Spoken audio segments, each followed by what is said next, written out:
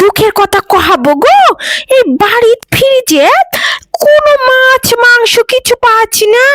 যেন দুপুর বেলা এই আন্দন বারণটা সারে লিব, তো দেখো কটা ডিম ছিল, তাকে আবার এদের সিদ্ধতে বসিয়ে দিয়েছি। তো ছুরি দুটাকে কহাছি যে ডিম দিয়ে আলু দিয়ে একটা রান্ধি, তরকারি খানো বেশি হবে নি। ওরে বাবা, না না না, ডিম ভুনা খাবে গো।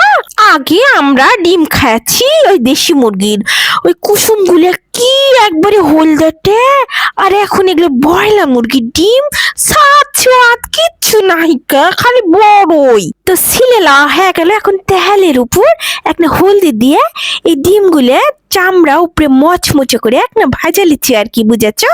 তো দেখো ভাজা নেওয়া হয়ে গেছে, এখন তুলে নিতেছি। এই মাঝে মধ্যে এরকম হয় খান, জানো, যে কিছু থাকে না তরকারি রান্ধন বারণের, তখন আমি এরকম করে ডিম সিদ্ধ, ডিম ভুনা, ডিম আলু এরকম করে রান্ধন বারণ করি, জানো। তো দেখো ভাজনা খান হয়ে গেল, তুলে নিতেছি। ভাজনা ছাড়া জান আমার রাজশাহীর মাংসের তরকারি শুদ্ধই হয় না। তো দেখো একটা পেঁয়াজ বাটেও লিয়েছি, আবার এনে গুচি গুচি করেও দিয়েছি, দিয়ে এনে তেলে ভাজা ভাজা হয়ে এলে ওতে মই মশলা দিয়ে দিব, নুন হলদি জিরে আদা রসুন বাটা তেজপাতা এগুলো আর কি, বুঝেছো?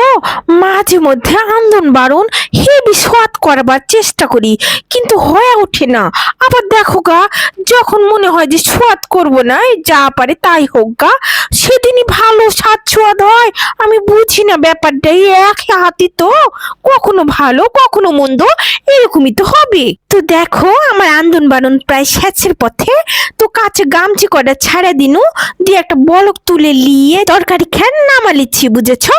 তো উপরে আবার দেখো ভাজনা দিচ্ছি, ভাজনা না দিলে তো হবেই না। তো দেখো পারাপারি করে আন্দন বারণ সারনু, তাও হেভি হয়ে আছে না, একবারে ঝকমক করতেছে।